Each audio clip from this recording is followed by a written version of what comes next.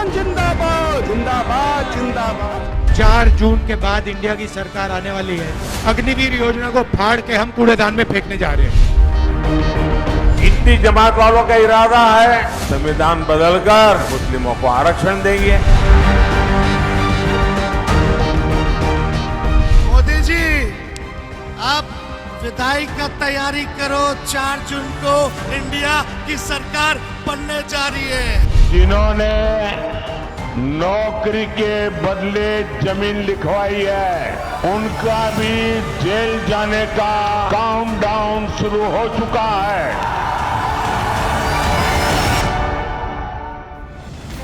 लोकसभा चुनाव के आखिरी चरण के प्रचार के लिए राहुल गांधी बिहार पहुंचे तो बख्तियारपुर से सीधा हमला प्रधानमंत्री मोदी पर किया। कहते हैं ये जो निर्णय होते हैं इनको मैं नहीं लेता, परमात्मा लेता है। मुझे परमात्मा ने ऊपर से भेजा है। मैं बायोलॉजिकल नहीं हूँ, मैं परमात्मा का मैसेंजर हूँ। ये उन्होंने पता है क्यों कहानी निकाली है? क्योंकि चुनाव के बाद जब वही ईडी के लोग नरेंद्र मोदी से अदानी जी के बारे में पूछेंगे तो नरेंद्र मोदी कहेंगे मैं नहीं जानता, परमात्मा ने कहा था। प्रधानमंत्री ने कुछ दिन पहले कहा था कि उन्हें भगवान ने एक मिशन पूरा करने के लिए भेजा है। अपनी पिछली कुछ रैलियों की तरह इस बार भी राहुल गांधी ने इसी पर तंज किया, लेकिन उनके साथ मंच साझा कर रहे तेजस्वी ने नौकरियों का मुद्दा थामे रखा। आप लोगों से हम इतना कहेंगे, मिजाज रखिए टनाटन टनाटन टनाटन। नौकरी मिलेगा फटाफट फटाफट फटाफट।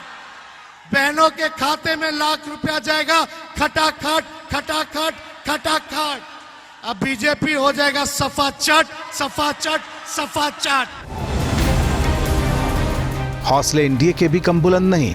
बीजेपी के साथी कह रहे हैं कि इंडिया अलायंस का बिहार से कोई लेना देना नहीं है। ये लोग जान चुके हैं कि बिहार में कम से कम इनका कुछ नहीं होने वाला। बाद में कोई ये ना बोले कि इतना बड़ा राज्य बिहार, वहाँ पर ये लोग गए ही नहीं। तो सिर्फ दिखाने के लिए कि हम लोग गए थे, ये लोग सिर्फ खाना पूर्ति करने के लिए आ रहे हैं। बिहारियों से इनका कुछ लेना नहीं। जिस इंडिया अलायंस की नींव बिहार में पड़ी, एनडीए ने बिहार से उसके नेताओं का रिश्ता खारिज किया तो बदले सियासी हालात में कुछ इस तरह की बातें कांग्रेस भी कर रही है। मल्लिकार्जुन खड़गे कह रहे हैं कि गठबंधन बनाने में नीतीश का कोई योगदान नहीं रहा।